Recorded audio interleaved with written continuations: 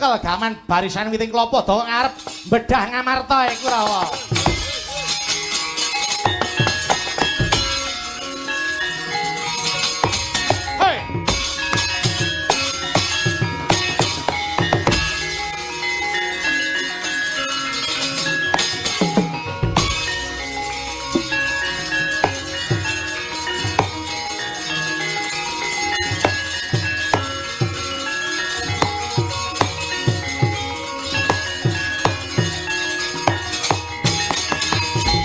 Kudara karo Tomarwa jaluk Praja Ngamarta. Ayo langkana bangga kenceng Bratayuda.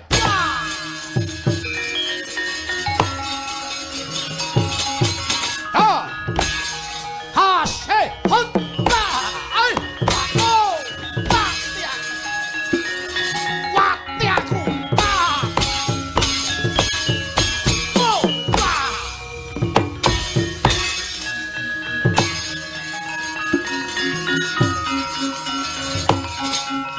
Hei! Ha! Hei! Oh! Ta! Hot! Ta! Ta! Ta!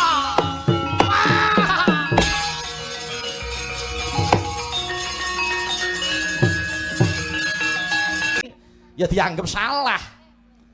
Ane nek jenenge wong luput mongko seneng ya satiba lumayan dianggap bener. Warakudara, Bathara Guru apa? Bener kuwi tumrap jeneng ulun ana 3 perkara. Sepisan benere dhewe, angka 2 benere wong akeh, ingkang kaping 3 bener kang sejati.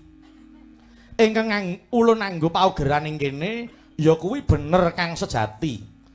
Lire bener kang sejati ya kuwi kaiden dening Gusti kang nyipta jagat. Piye Warakudara? Ya. Muga-muga ucapmu padha karo batinmu dhewe. Mara saiki tumuli wangsulana pitakon ulun, Warakudara. Ya apa pitakonmu? Jeneng kita keluputan karo dewa jalaran kumawani medharake kawruh panunggal ya kawruh rasa jati. Sebab apa kawruh becik diwedharake Bathara Guru kok ngluputake? Sumurupa kawruh kasebut dadi sirikaning para dewa. Yen pancen kawruh mau dadi sirikaning para dewa, gene yo Bathara Dewa Ruci medharake marang aku.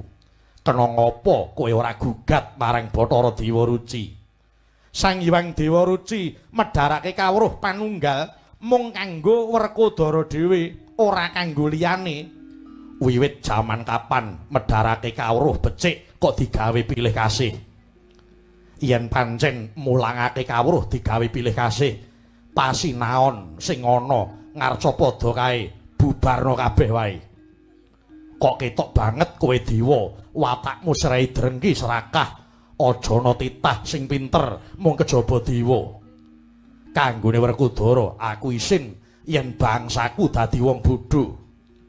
Mongko yen tak surasa jroning piwulang kawruh panunggal babar pisan ora gepok marang wadining dewa.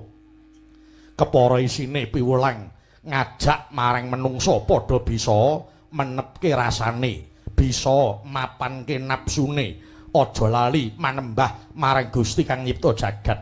Kena ngapa kok tok luputake Bathara Guru? Apa yen ngono ngarca padha bakal tok iseni wong sing watak angkara murka? Iya. Bathara Guru, persajan wae kowe dititipi rembug sapa sing surasane kudu ngluputke lan kudu midana Werkudara lan Pandhawa. Merga yen itik dasare nggonmu ngluputke kuwi wis ora mencok babar pisan. Mula aku ngarani yen kowe mesti diwenehi apa-apa karo sing kongkon kowe Bathara Guru.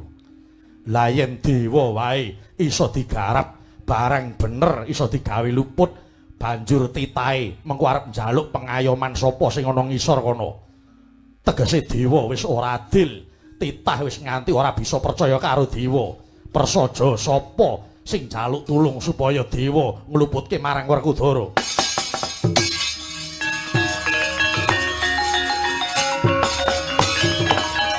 Murang tata Werkudara. Kita ndakwa jeneng ulun dewa ingkang gampang dikusiring dening liyan. Kita Werkudara ndakwa ulun tanpa bukti, tegese kudu nampa pidana. Kakang Narada, kados pundi Guru? Werkudara cinemplungaken kawah Candradimuka, ora sah dijegurke, tak jegur dhewe wae.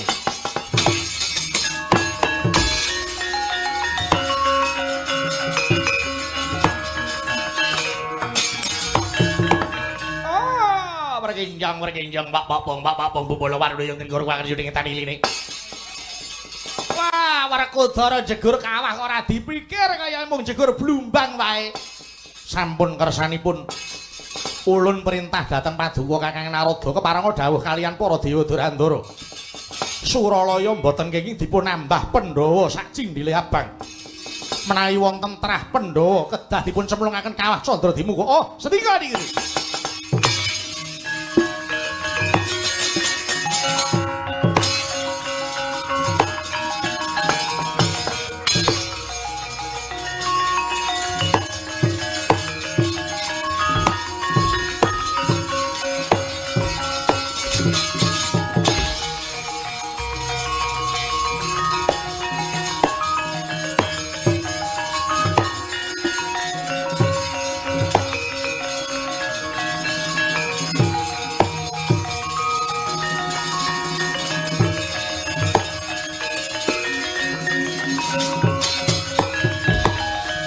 Kakang Semar, kula iki wis nyedhaki Suralaya nggih. Pun nggih. Ndang minggah mawon dhateng Suralaya, kula arep ngerti polahe dewa iki kaya ngapa. Mangkono Kakang nggih. Iya. Sampun ngantos gedangan bidal dinten menika, Dek.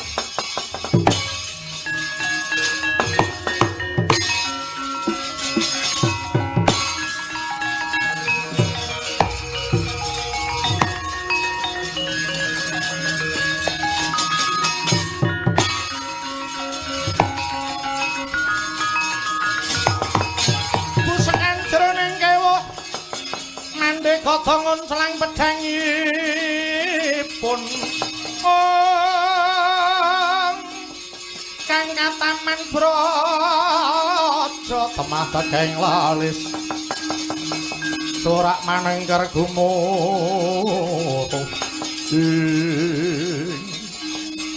ora pangling Kakang Janaka iki Dewa Sarani iya kowe arep nyang endi munggah marang Suralaya. Lah kok semekean.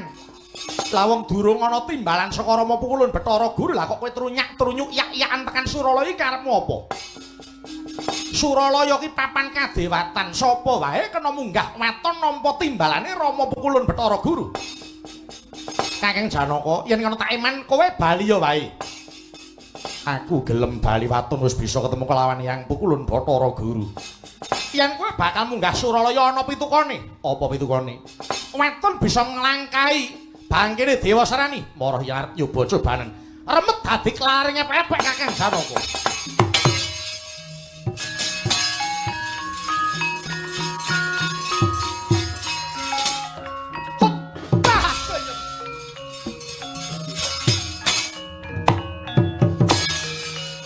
Ya. Iki. Jebol dadamu weh. Yo. Out! Wah!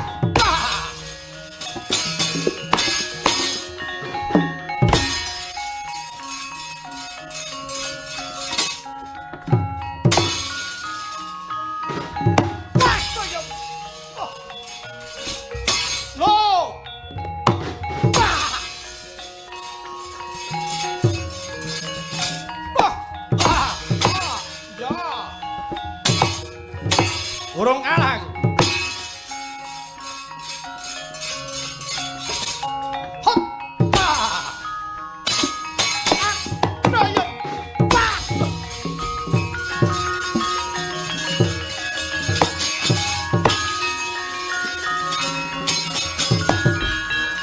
Dewa Sarani, kados pundi Ibu? Janaka ora kena digawe becik. Pun Ibu bakal memba jemparing tamakna Janaka sedika.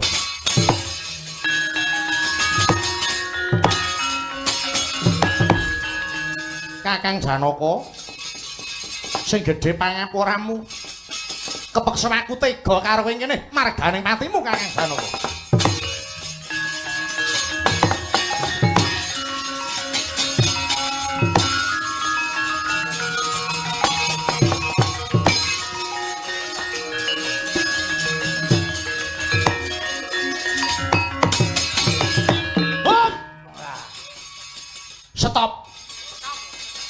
Seketop. Aku wis ngerti kowe sapa. Ayo. Mripatku tok tutupi gak roh batinku aja tok apusi. Yen kowe ora dadi wujudmu sekawit, kowe wujud panah terus. Kelak tak diadah kowe.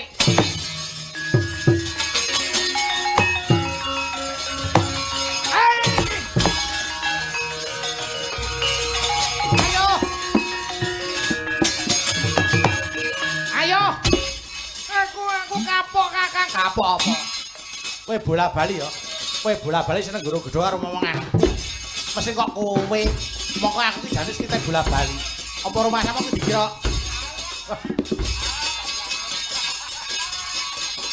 Aku luar ana piye? Aku ngerti. Yen kowe mengko tak luari masa kowe bakale guru gedho karo momonganku nek, Ya apa ora? Ayo. Aku ya bisa kok nyurung keburi. Brandos elek. Ayo. Aku kapok. Kowe bola-bali ya, kowe nglabuhi anakmu sing kleru kok malah. Oh, alah durga. Kok senengane kok. Mbok wis nglabuhi anak ki rasa banget. Aku ki ora ngono. Alah ora piye wong bola-bali kekonangan kok. Mbok si tata rasane dadi ibu sak ora-arane rak ya kudu ngandani anake. Aja nganti Petron iki kurang ajar lho, Kyai. Ayo, kowe iki arep neka-neka karo aku. Nek macem-macem karo aku aja dikira aku ora roh dapurmu Durga. Janji ora minggat. Nyoh tampan ana bom kuwi.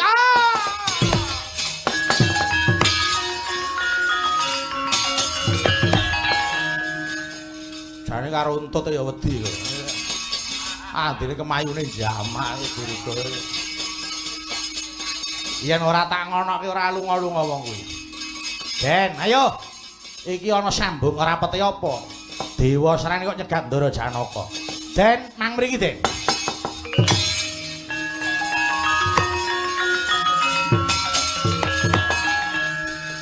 Demi keamanan panjenengan. Alah. Iki basa apa? Paduka supados ayem tentrem ora konangan dewa. Nggih, kula tak munggah ten Suralaya, Paduka Ndara Janaka kula simpen ten kuncung kula mriki. Mengkono Kakang Semar nggih. Kula ajeng ndelok piye polahe dewa arep enten kedadian apa ten Suralaya.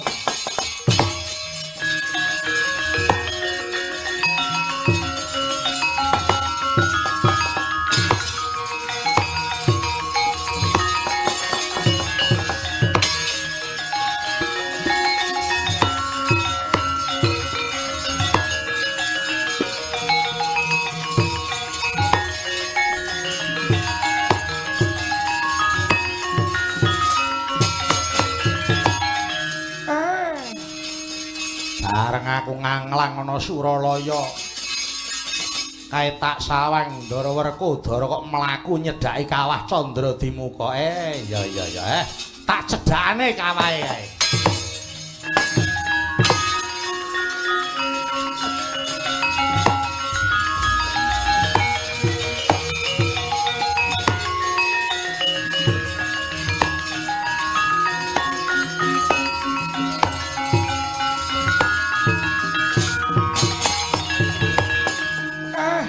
Kawah Candradimuka. Tak kira kowe ora pangling Semar sing tekan kene. Nadyanto kowe iki wujud geni, kowe wujud kawah. Ning kowe kuwi bisa ngrasakake. Wong sing teka nyedhaki marang kowe kuwi bener apa luput? Mara saiki aku tak takon. Ndaraku Werkudara nyedhaki karo kawah kene iki. Yen Ndaraku Werkudara kuwi kleru, kowe awet to panas kaya ngono. Malah kowe luwiya panas saka kuwi. Ning yen Ndaraku Werkudara ora luput, apa tandane? Lah. Manget-manget nek iki. Ngene iki mondo-mondo.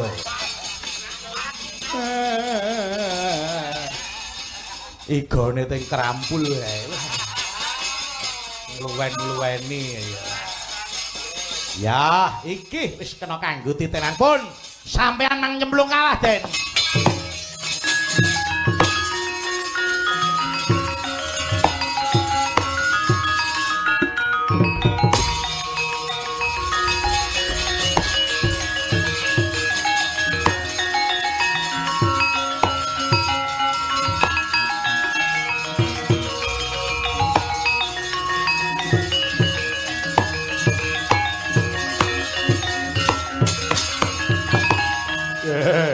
Bojleng iblis lanat setan padha cek-cekan. Para dewa. Aku krungu yen to Werkudara nyemplung kawah lupute apa ora cetha. Dewa ora adil kowe ora kena kanggo patuladan. Ayo ndi Werkudara tak jaluk yen nganti ora tak ulungake Kahyangan Suralaya tak gawe sungsang bawana bali.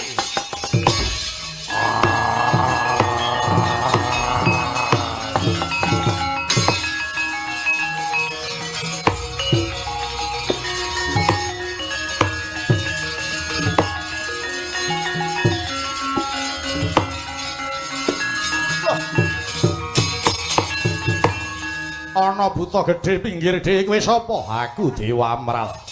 Kowe Bathara Indra. Lho. Ngerti kelawan jeneng ulun, ngerti wae wong buta pinter.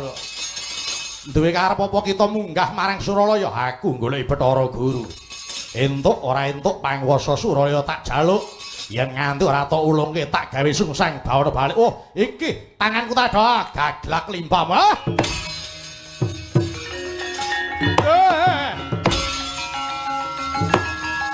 Ya, oi. Ya.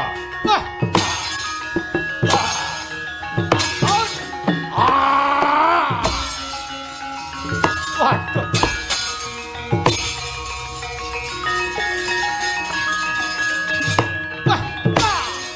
Ayo.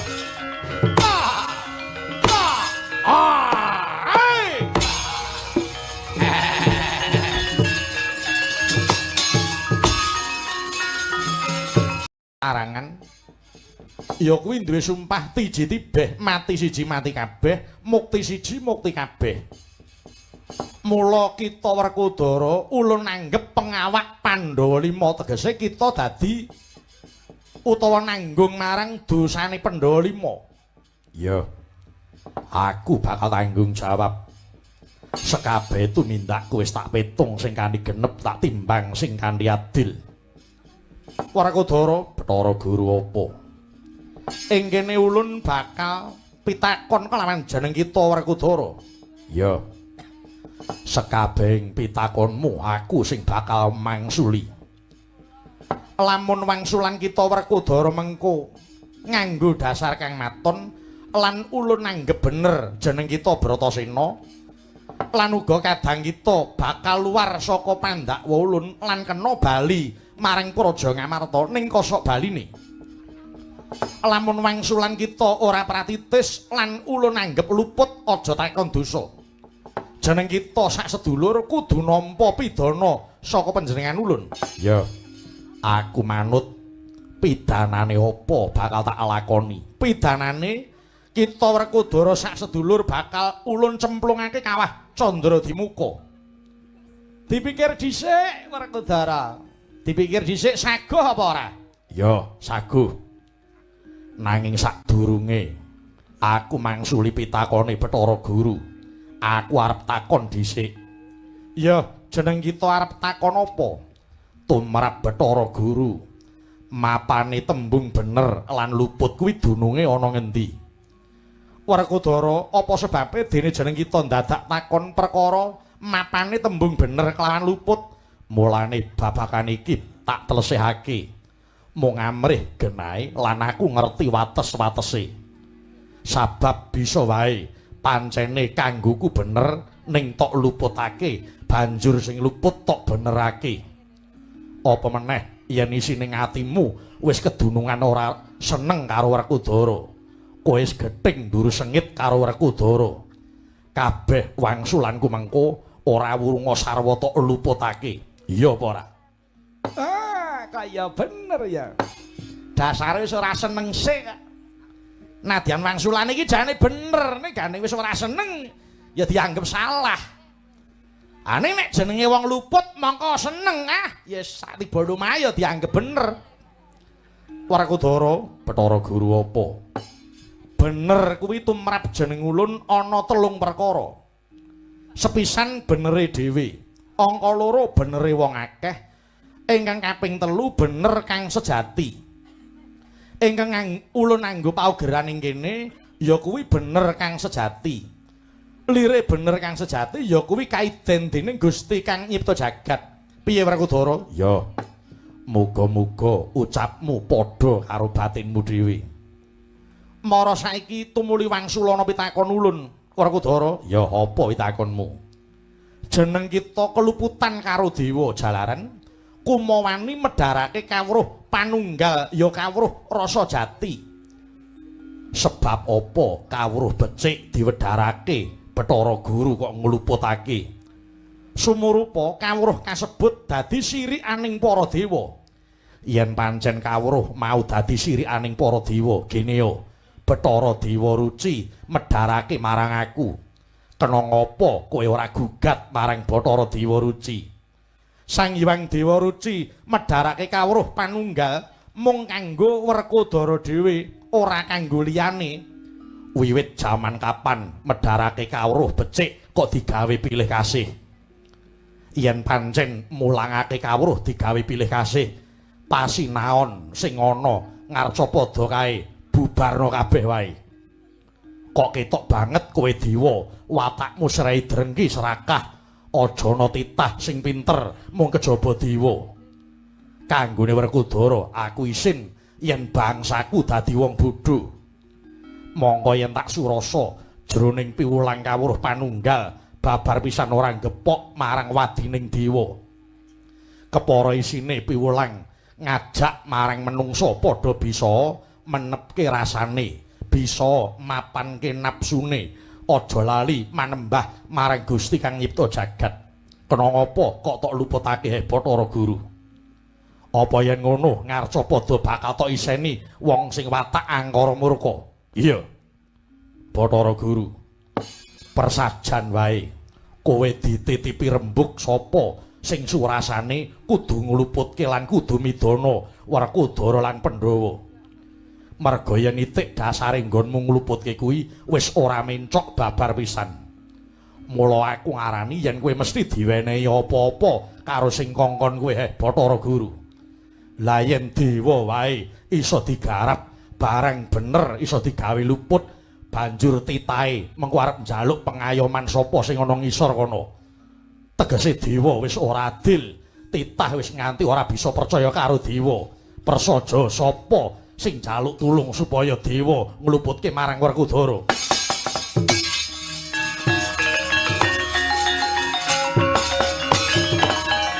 Murang tata Werkudara. Kita ndakwa jeneng ulun dewa ingkang gampang dikusiring dening liyan. Kita Werkudara ndakwa ulun tanpa bukti, tegese kudu nampa pidana. Kakang Narada, kados pundi Guru? Werkudara cinemlungaken kawah Candradimuka, ora sah dijegurke, tak jegur dhewe wae.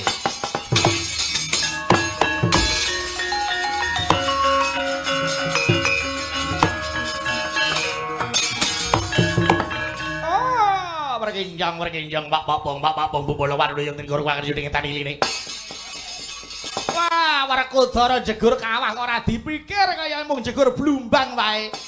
Sampun kersanipun ulun perintah dhateng Paduka Kakang Narada kepareng dawuh kaliyan para dewa Durandara. Suralaya mboten kenging dipun nambah Pandhawa sak cindhile abang. Menawi wonten trah Pandhawa kedah dipun cemplungaken kawah Candradimuka. Oh, setika niki.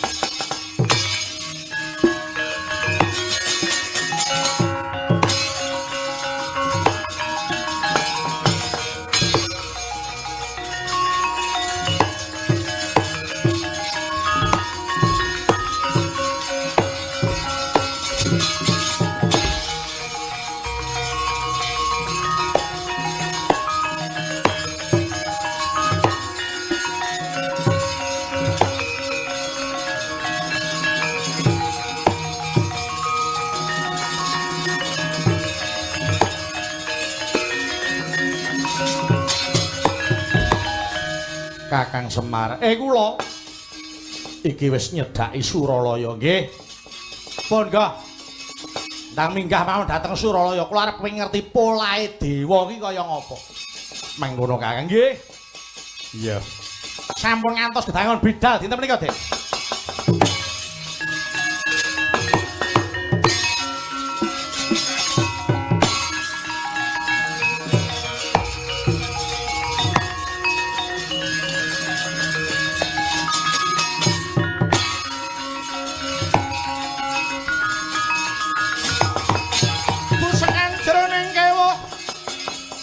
Kotongon selang pedangipun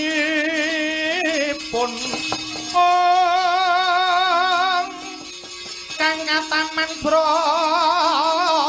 temah daging lalis corak manengker gumutuh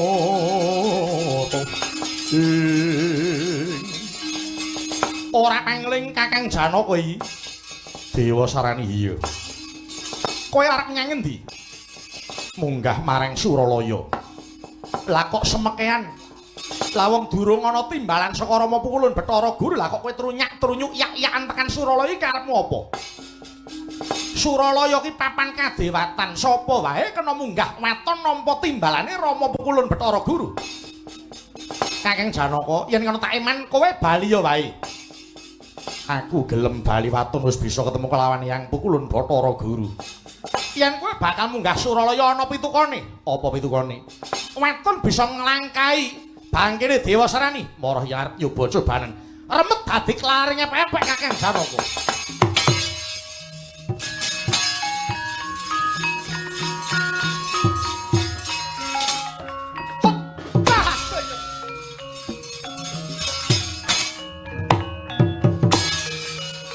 ya iki jebol dadamu we nyo wah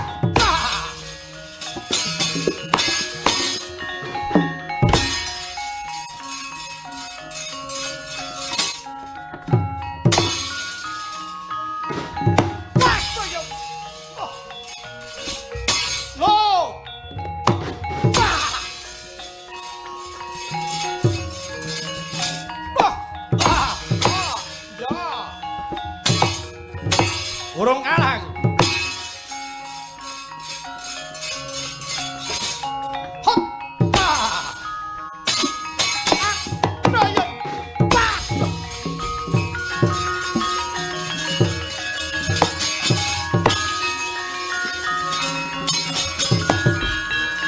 Dewa Sarani kados pundi Ibu Janaka ora kena digawe becik pun Ibu bakal memba jemparing tamakna Janaka sedika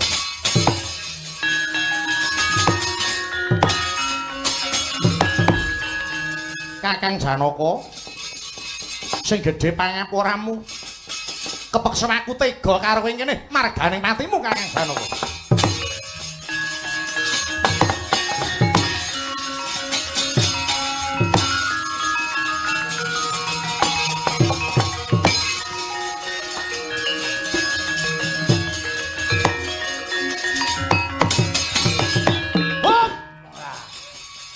stop seketop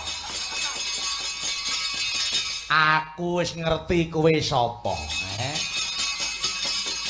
ayo mripatku tok tutupi garuh batinku aja tok apusi yen kowe ora dadi wujudmu sekawit kowe wujud panah terus kelak tak diadah kowe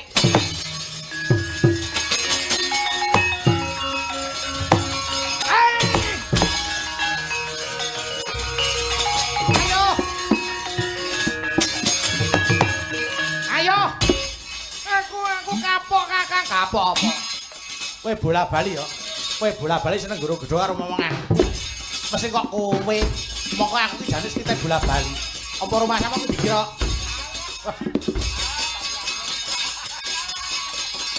aku luar ana piye aku ngerti yen kowe mengko tak luari masa kowe bakale goro-goro karo momonganku nek ya apa ora ayo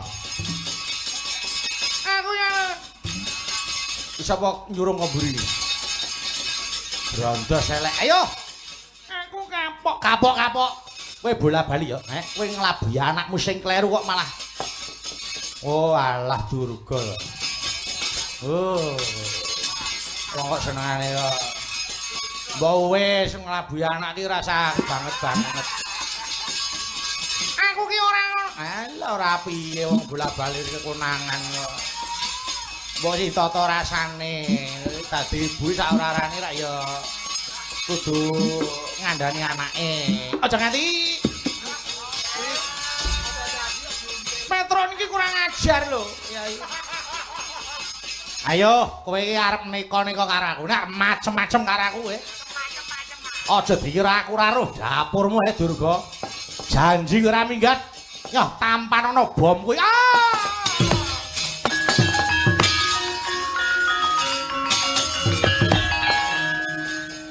Jane karo untut ya wedi lho. Andene kemayune jamak Durga. Yen ora tak ngonoke ora lunga-lunga wong kuwi. Den, ayo. Iki ana sambung ora pete apa. Dewa Srani kok nyegat Ndara Janaka. Den, nang mriki, Den.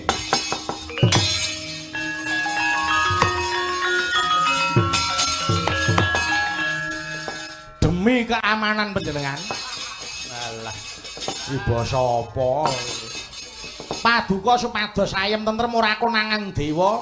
Nggih, kula tak munggaten Suralaya. Paduka Ndara Janaka kula simpen ten kuncung kula mriki. Mengkono Kakang Semar nggih. Kula ajeng delok piye polahe dewa arep enten kedadian apa ten Suralaya.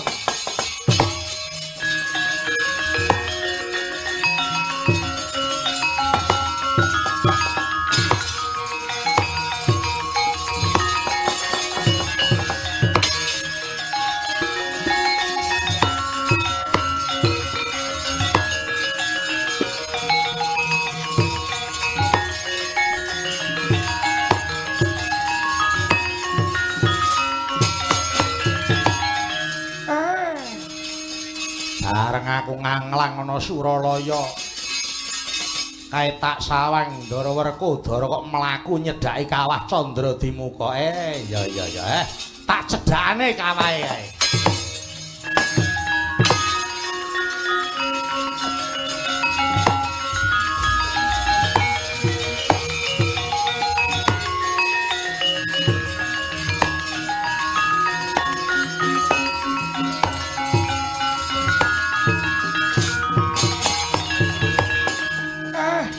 Kawah Candradimuka.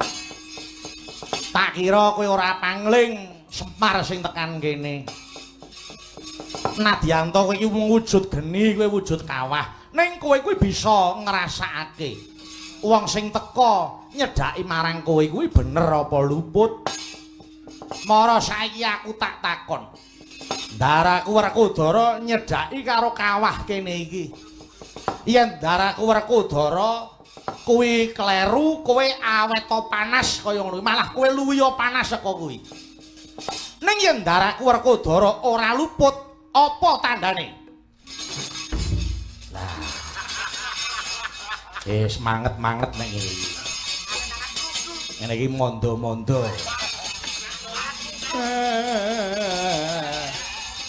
Igone teng krampul kae. Luwen-luweni ya.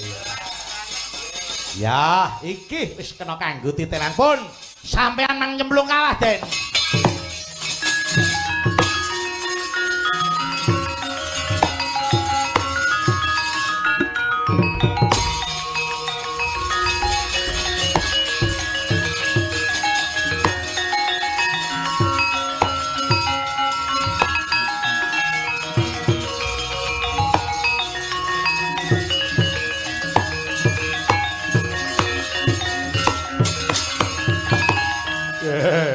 Bojleng iblis lanat setan padha cek-cekan. Nggih, para dewa. Aku krungu yen to Werkudara nyemplung kawah lupute apa ora cetha. Dewa ora adil, kowe ora kena kanggo patuladan. Ayo ndi Werkudara tak jaluk. Yen nganti ora tak ulungake kayangan Suralaya tak gawe sungsang bawana bali.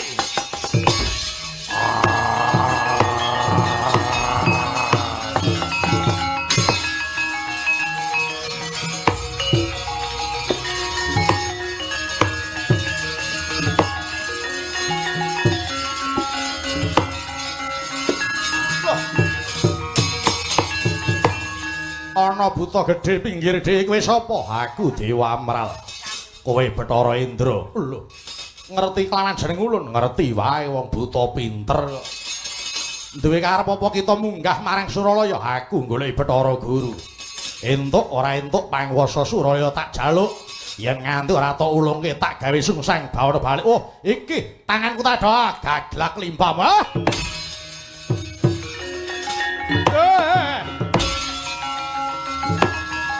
Ya, oi. Ya.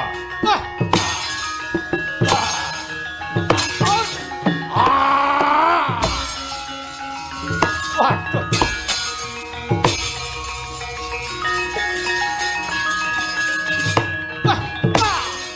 Ayo.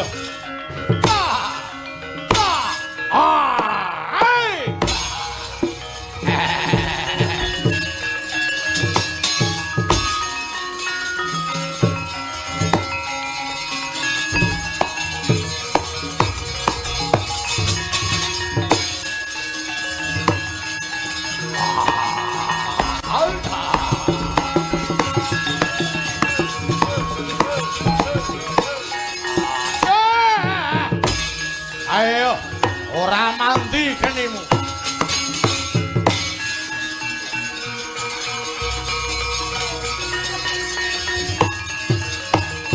Walah kau.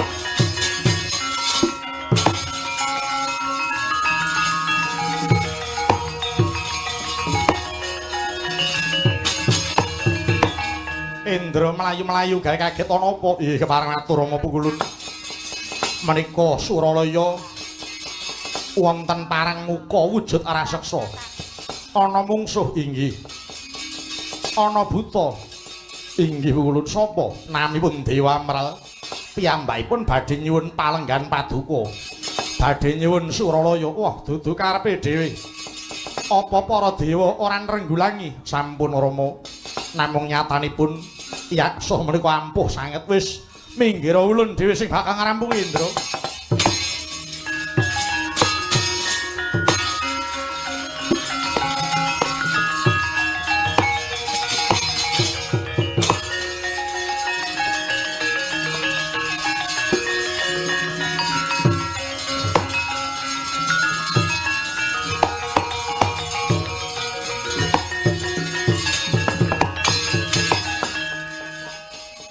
Iki ana dewa tangane ting krembyah, oke ora jamak. Kowe Bathara Guru to. Lho. Jeneng kita wis ngerti kelawan jeneng ulun, ngerti wae no. Kowe dewa sing wis kondhang. Kita iku sapa? Aku Dewa Amral. Duwe karep apa? Aku njaluk Suralaya. Apa sebabe jeneng kita njaluk Suralaya? Tak wawas dewa wis ora adil. Dewa wis ora bisa milah-milahake ndi sing bener, ndi sing luput. Dewa wis ora bisa neliti marang lelabuhane titah sing pancen belani para dewa karo titah sing mung arep golek rai ana ngarepe para dewa. Lah yen sing ning dhuwur kaya kowe kuwi lah terus kabeh kawulamu besok kepiye dadine? Ayo, mula aku tak dadi ratu sedhile wae kanggo dandani Suralaya sing morak-marik. Mangko yen wis becik tumuli tak balekake marang Bathara Guru. Dewa Amral ana apa? Kelakon panjang kita. Waton kita bisa nglangkai Bathara Guru sajayan nyoba karo aku iki ndut dadi wah.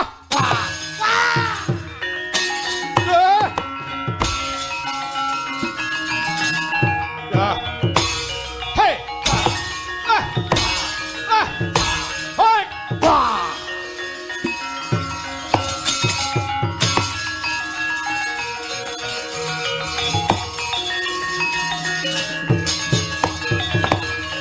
Dudu karepe dhewe buta murang tata nyoba marang kasektene dewa. Iki Cundha Manik Tadhaong.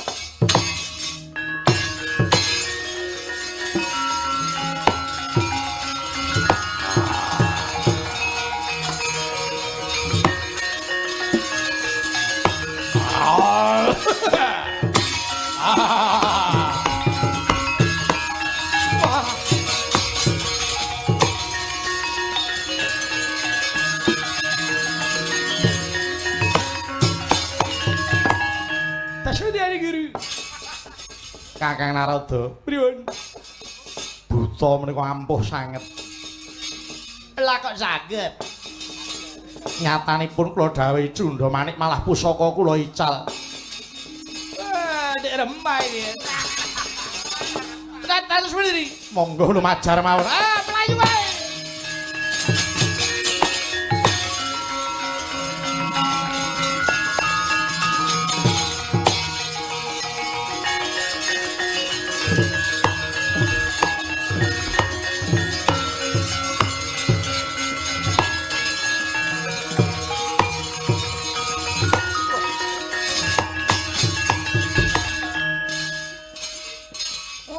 Nang buta neh iki. Inggih kathah sanget. Wah, tegawan wetan kok lor kidul kebak buta iki piye? Buta gedhe dhewe. Ana apa? Kita iku sapa? Aku buta ora duwe jeneng. Kowe Bathara Guru. Iya. Kita duwe karep apa? Aku pengen dadi ratu ana Suralaya. Aku pengen entuk jeneng yen to ngarepe jenengku nganggo Bathara. Ayo ulungno, aku tak dadi ratu ana kene. Kowe lunga wae. Wah, sami mawon iki iki.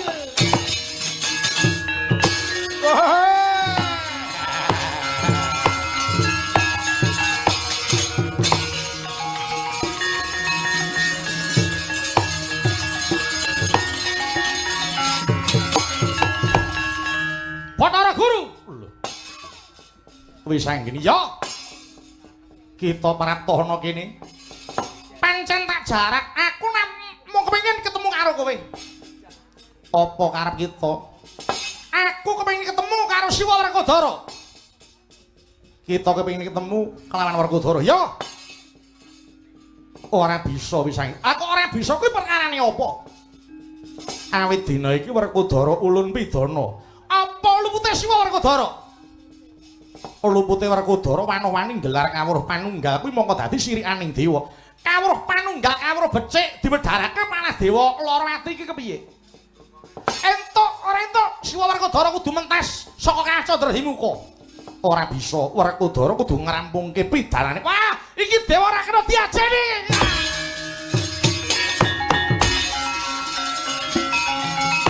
Waduh.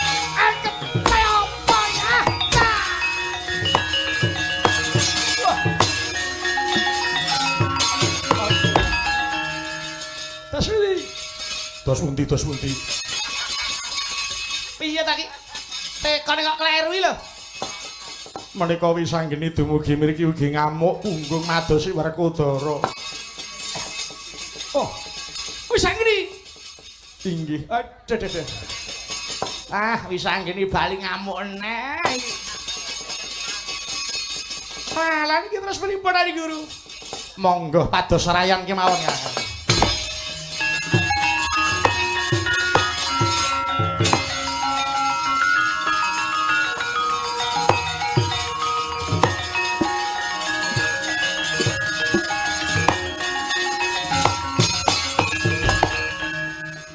Iki ya ana buta, kowe ya buta. Jenengmu sapa? Aku Dewa Amral. Kowe sapa? Aku Amral Dewa. Oh, mung diwalik. Ora duwe jeneng dhewe kok. Dik. Dik. Kok iso dik lho? Perkarane iki apa? Apa pangling karo aku? Apa pangling karo aku? Pangling piye ta weruh ya lagi iki kok.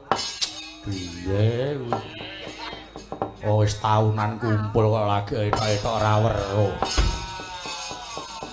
Pisah ya pisah ya. Ning aja misah perkara seduluran. Oh, kena wis pethuk ning tegawan wawan mau meneh.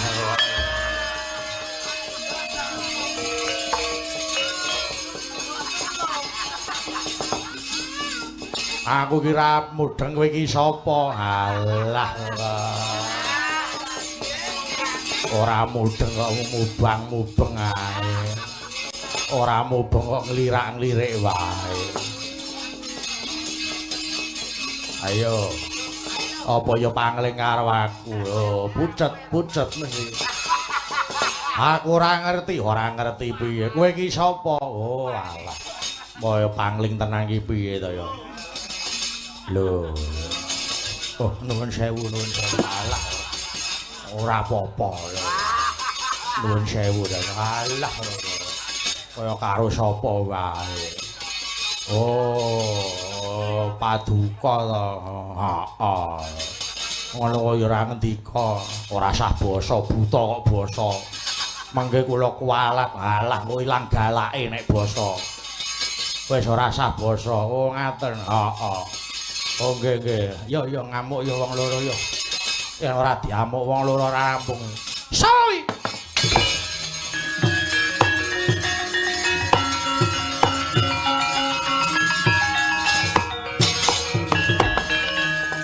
Buta loro ting penganga. Ayo gendruwo dapure. Sawe. Iya. Oh, tak sedake dadi coro iku. Kowe iki sapa? Aku Dewa Amral, aku Amral Dewa. Wong jenenge kok mau diwolak-walik. Kowe wis anggene to. Lho, ngerti aku? Ah, ngerti wae to. Kowe arep belani para dewa? Oh, kleru. Belani piye aku rene iki goleki dewa. Aku yang goleki dewa. Oh, buta loro arep goleki dewa? Iya. Kowe ora roh aku to, Le? Kowe iki sapa? Waduh. Kowe iki sapa? Oh, bocah rek. Karo wong tuwa kok nyanyah-nyunyah ngono iki piye? Kok nek nganti tak sedake kuwalik karepmu lho. Wong tuwa kuwi ngerti karo kowe urung kok. Oh alah, ger. Yo. Walah, kowe iki siwane. Kowe iki siwa pun. Ngomong banter ora ya konangan wong-wong iki ya. Oh diwale dandan sesore kok. Oh iya. Yang ora yo ngamuk. Goleki Bathara Guru. Ayo diamuk bareng-bareng.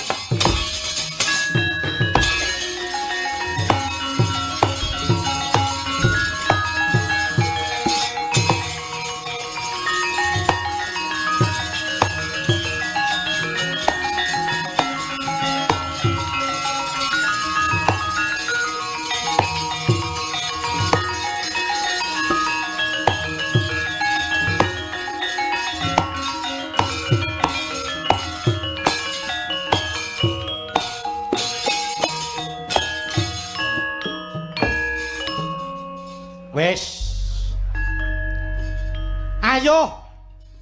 Kowe mlayu wae. Kowe dewa ora idep ising. Heh? Kowe dewa ora gedhek. Dewa sing ora ngerti lelabuhan ya kaya kowe iki Bathara Guru. Kowe dewa sing ora ngerti matur nuwun. Aku ngopo? Kowe kudune titen, kowe iki dewa. Ing ngatasé dewa kowe diajar karo titah menungsa sing mapan ana ngarcapada kok ora kualat sing ngajar kowe. Tegese kowe dewa wis kelangan kawaskitan, kowe dewa sing wis kelangan kawibawan. Aku ora lho Lek Mar. Aku wis ngelingi lho Lek Mar. Wis meneng. Kowe aja etok-etok ora ngerti. Kowe arep gawe wisuna, kowe arep gawe cilakane ndaraku Pandhawa. Mongko ora cetha lupute apa? Aku ngerti kok. Sing nitipi rembug kowe iki sapa? Aku iki wis mudeng. Kowe dititipi rembug karo Betari Durga. Ayo. Betari Durga mengengeh kok ya doyan kowe iki. Aku wis ngandani lho Lek Mar. Kowe ya padha wae. Kowe ngandani ora digugu tegese kowe iki ora duwe wibawa. Ngerti ora? Iya. Kowe mung nglabuhi perkara anakmu Dewa Sarani nganti lali marang marganing bebener. Pandhawa sing labuh labet marang para dewa kowe wis ora mitung. Saiki aku tak takon. Suralaya geger nyambat Pandhawa ki wis ping pira? Ora mung pendawane wae, klebu sak anak-anake Pandhawa ya tok sambat. Kaya ta. Nalika Prabu Kala Pracana ngamuk ning Suralaya, sing tok sambat ki sapa? Anake Werkudara. Nah. Kuwi. Iya apa ora? Iya. Lah terus meneh. Nalika Suralaya geger ana buta jenenge Prabu Yudhakala Kresna. Kuwi sing mbelani Raden Narayana karo Raden Janaka. Lah kuwi. Lah kok ngono kok kowe mentala arep gawe cilakane ndaraku Pandhawa iki terus nalarmu ki ning endi? Aku sing ora trima. Ala Tanpurwa Semar ki ya duwe hak ning Suralaya. Suralaya ki arep tak gadhekke sertifikate, kowe ora bakal ana sing wani ngelekke Semar. Ayo. Suralaya arep tak dol, ora enek sing elek-elek. Gamelan lu kono nonton kae arep tak dol. Aku njuk separe. Menawa wae. Aku tak njuk sing pelok iki, Kang. Wis menawa. Kowe kok kemlintrimen kowe, dadi dewa pisan iki kok. Olehmu ngedir-dirke lho. Derajat pangkat iso minggat bondo donya iso lunga. Olehmu pamer kok nganti kebangeten. Apa-apa tok pamerke gendong ngerti ngono apa piye? Nek kowe duwe apa-apa ngono. Engko nek kun fayakun Gusti Allah ngamuk kowe diwalik kere dadak. Kowe arep pamer apa? Ayo. Kowe arep pamer apa? Sing arep tok dir-dir iki ya apa? Kowe iki ya dewa, kowe ya titah, ora beda menungsa. Kowe yen ora njaluk ngapura utawa ngentaske Ndara Werkudara saka Kawah Candradimuka, Suralaya bakal geger selawase. Waduh Kakang. Ora sanggup. Ora sat ora rangkul. Aku tok rangkul padune ben gogel ngono, ora. Aku wegah tok rangkul. Aku njaluk pangapura. Alah, pangapura apa? Kok njuk ngapura iso baleni neh kuwi. Ayo kuwi mesti baleni neh. Kuwi kandhane kok ngeyel. Lah, kowe iki ngeyel. Dewa kaya ngono kaya. Ayo kowe iki wae. Sampeyan iku jane tumut sinten to, Kang? Melu nguring-nguring. Ayo. Kowe njuk ngapura karo Ndara Werkudara apa ora? Banjur kepiye carane? Lah kok kepiye carane? Carane kowe ya kudu njegur kawah. Waduh. Adedede. Njegur kawah. Bleduk. Panas ya wis ben. Panas ya wis ben mergo kowe pancen wis kelangan kawas kita. Ayo, yen kowe ora njegur kawah, sumusul Ndara Werkudara, ayo kae buta kae bakal ngamuk. Suralaya bakal geger. Iya Kakang Semar. Gandeng gedhe rasa uluputku kelawan para Pandhawa tamane Werkudara ulun bakal njegur kawah ngentas marang Werkudara. Ayo, tak sekseni.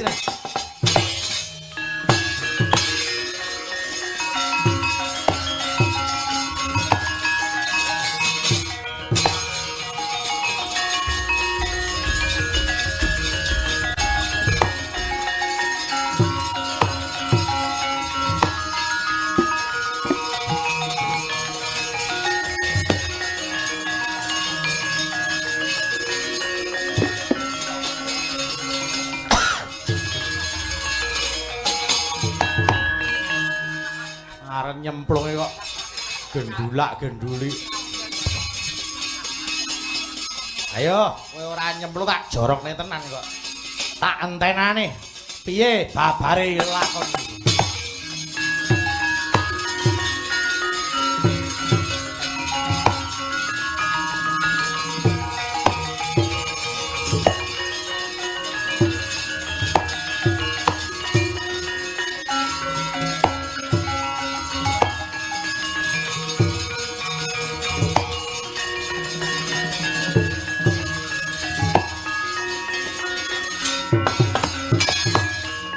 Gonjang ganjing langit kelap-kelap katon lir ginsanging sang mawe kandrung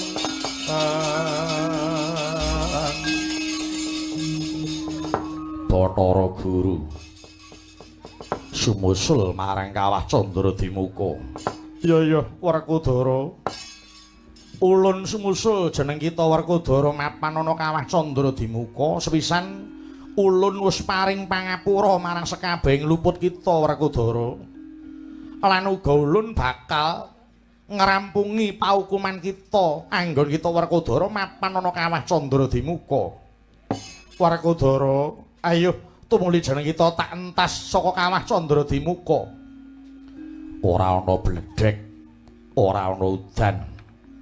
Teko kowe bakal paring pangapura karo aku, mara prasaja jane ana apa.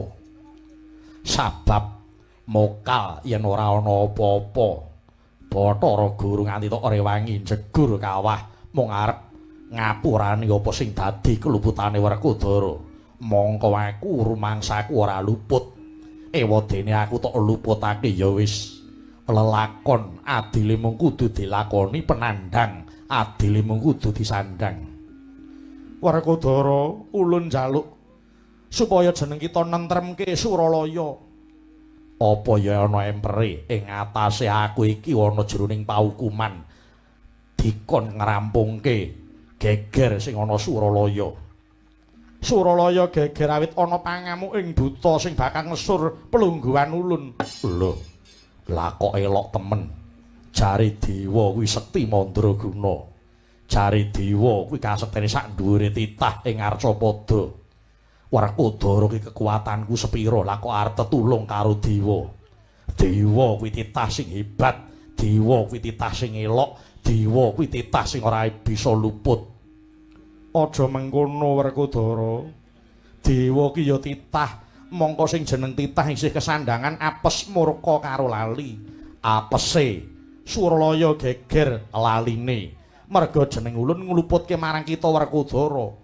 Murkane ulun ora mitung marang kabecikaning para Pandhawa. Nanging kabeh wis kebacut, tok tindakake lan aku wis tok hukum ana Kawah Candradimukha. Aku gelem mentas saka kene, ning aku ya duwe penjaluk. Apa panyuwun kita? Aku kepengin sapa temon karo wong atuwaku, Pandhu bapakku lan Madrim ibuku. Kita wis beda alam ing antarane Madrim Pandhu kelawan Werkudara, tegese wis ora bisa ketemu kelawan wong atuwa kita. Dewa kuwi jare Waskita. Aku wae bisa jegur kawah. Nanging sebab apa dene Bathara Guru ora bisa nemokke aku karo wong atuwaku. Yen pancen mengkono aku duwe penjaluk, aku gelem nentremke Suralaya. Bapakku Pandhu ibuku Madrim unggahna ana swarga tundha sanga. Bratasena ana apa? Wong atuwa kita wektu dina iki wis kepenak mapan ana swarga tundha 7. Kanggo kuwi isih kurang trima. Wis suwe bapakku Pandhu ibuku Madrim nebus marang keluputane. Mula yen nganti bapakku Pandhu ibuku Madrim saka swarga tundha 7 ora tok unggahke swarga tundha 9, aku ora bakal mentas lan aku ora arep tetulung kelawan para dewa.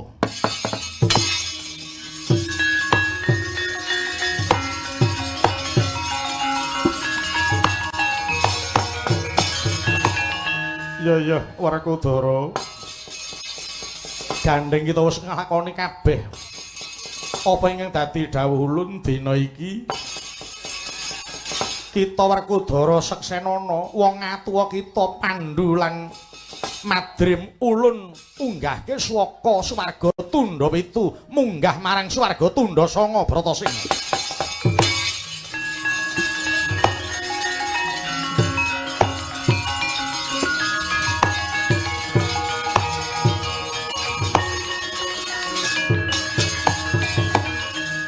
Bratasena, muga jeneng sira bisa ngrungokake apa kang dadi pangandikaning pun Rama. Tetela sira Bratasena mujudake anak kang soleh ingkang bisa nyuwargake marang wong atuwamu Werkudara. Pandhawa 5 ingkang tansah nengenake ngreh kemanunggalan ora ginggang sarambut. Kepara Pandhawa 5 nyekel marang sumpah tiji tibeh mati siji mati kabeh mukti siji mukti kabeh kanthi sira Werkudara bisa ngunggahake pun marang swarga tundha sanga pun rama lan pun ibu paring pangestu kelawan sira Werkudara wis ngger Werkudara enggal mentasa saka kawah Candra Dimuka rampungna kewajiban kita minangka dadi satriyaning praja pun rama lan pun ibu bakal munggah ana swarga tundha sanga ngger.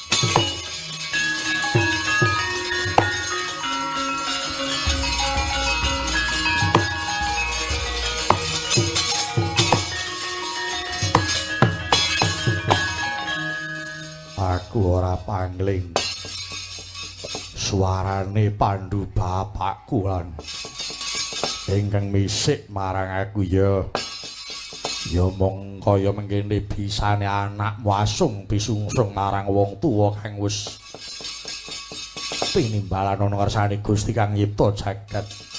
Aku njaluk pangestumu Pandhu bapakku madrim ibuku nggonku mbacotake urip ana Madyapada entuk kekuatan lahir lan batin. Ayo Werkudara enggal mentasa nggih.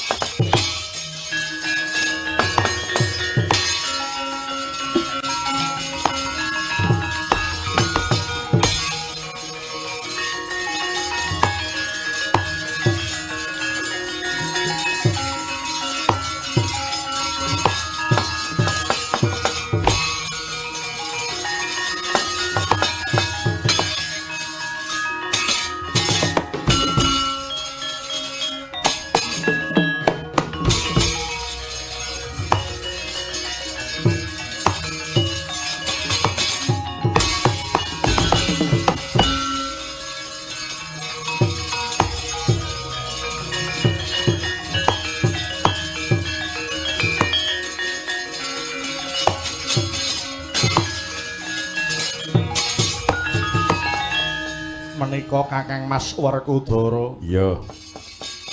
Ingkang sampun mentas saking kawah ya hantuk pandongamu.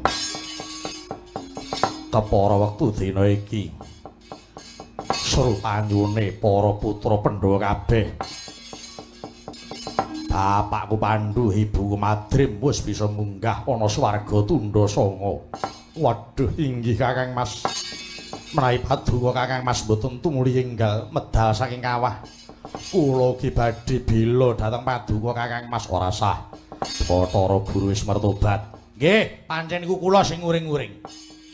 Nika nek boten kula sing nguring-nguring tuman niku. Iya. Kula manungsa disepeleki kok.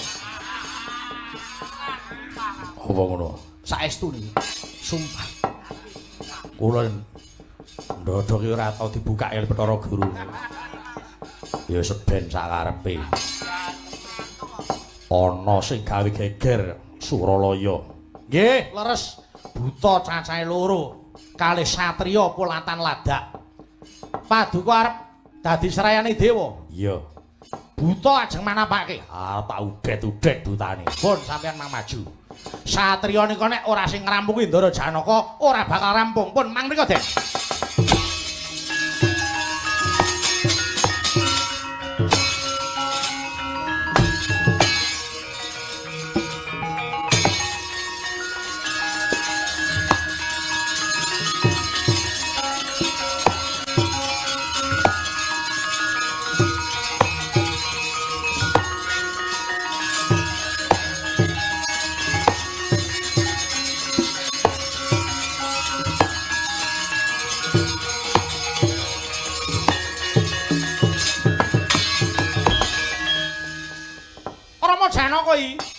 Wis anggene iya. Arep nang endi?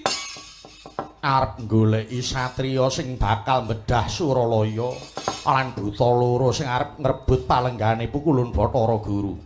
Rama sing arep njaluk kayaan Suralaya aku. Butane aku Aku sing arep njaluk Suralaya. Wah. Wis anggene nggo buta loro gedhe-gedhe.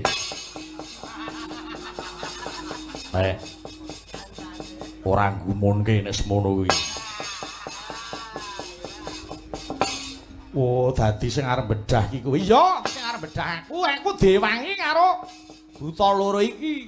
Sebabe apa kok aku arep bedah Suralaya awit Bathara Guru tumindak ora adil kelawan Kanjeng Rama Janaka karo Siwa Werkudara. Mula aku banjur mbelani. Ewadene yen Rama Janaka arep mateni karo sing arep bedah Suralaya, ayo mungsuhan karo aku. Hus. Bayi ngono omongane. Ora ana sing arep tumindak kaya ngono. Iya wis anggeni. Kepara pun Rama bombong kaworan bunga dene sira wis anggeni bisa njejegake adil lan bebener. Oh, syukur Werkudara dene para dewa wis eling. Iya, syukur Werkudara dene para dewa wis eling. Kowe buta loro ngaku kowe iki sapa? Wis ora usah tak oprak-oprak aku tak ngaku dhewe. Kowe ora ngerti aku iki sapa.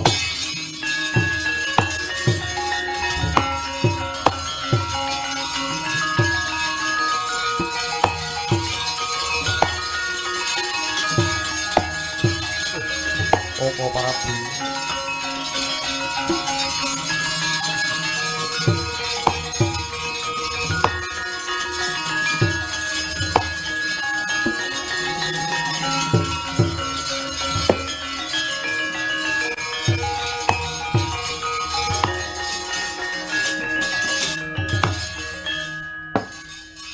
Mbarep kakangku. Iya Werkudara pun kakang kang mimba buta iki mau. Semono uga pun kakang Dwarawati aku sing mimba Brahala Werkudara. Awit aku ora lila lamun Tosyadi bakal nampa pidana, mula aku sakadang banjur kepengin ngrebut bali Sira Yai Werkudara saka Suralaya.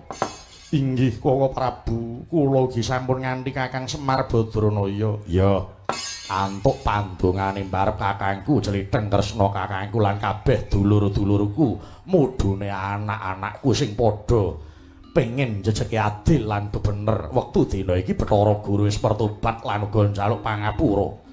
Kepara nggone para Pandhawa manunggalake krida dandan-dandan marang kabecikane umat. Nuwuhake woh sing becik ya kuwi wis bisa nyiwargake wong atuaku ya wong atuane Pandhawa. Bapak Pandhu lan Ibu Madrim kang wektu dina iki saka swarga Tundha 7 wis mapan ana swarga Tundha 9.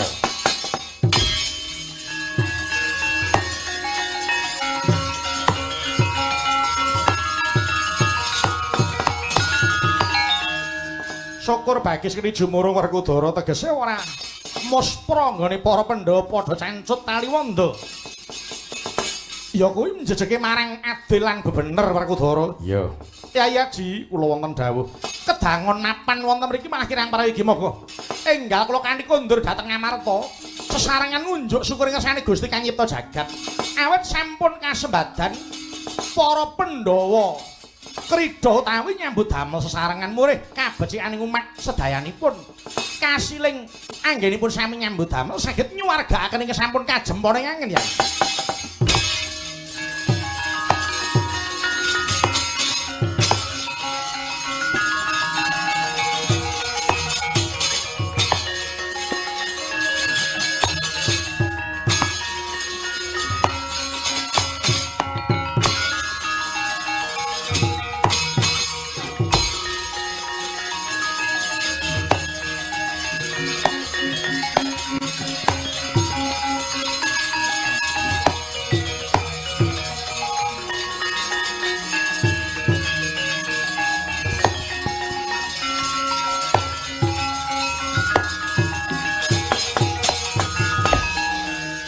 Waduh, Pandhawa malah wis bisa nglumpuk meneh. Pancen angel arep mateni Pandhawa mongko aku wis duwe perjanjian karo Bathari Durga wis ora iso dibalekke meneh. Alah ya ora dadi apa. Nanging aku ora arep mandeg tekan semene. Anakku Kurawa kabeh wae. Waton lanang nyekel gaman barisan witing klapa dawa ngarep bedah Ngamarta Kurawa.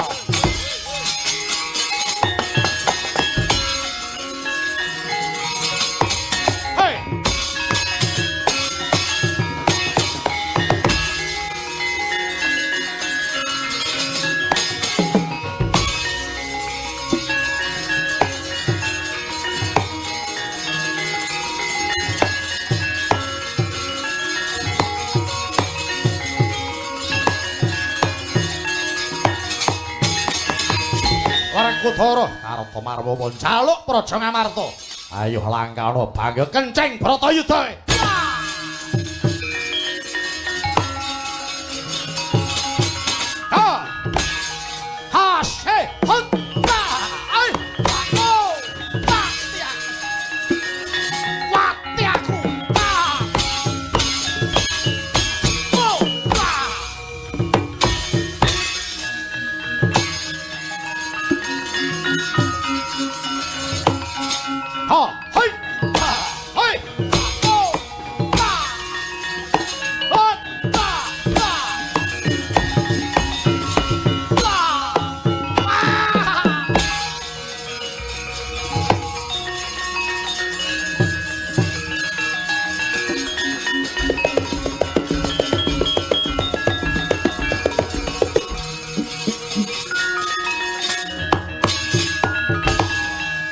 Ndara Wrakudara Kakang Semarapa sampun wuru Bandayuda nggih Den awit sampun kasembadan para Pandhawa anggenipun sami krida ndandosi dhateng jejeg ngadil miwah bebener wonten ing jagat menika ketitik Bathara Guru sampun mertobat awit kalepatanipun tuwin sampun sumingkir para berkasaan ingkang badhe ganggu damel dhateng para Pandhawa tuwin kamardikaning Ngamarta katentremaning negari Ngamarta. Iya. Mugi kasil tandang paduka sakadang kala wau sageta numrapi dhateng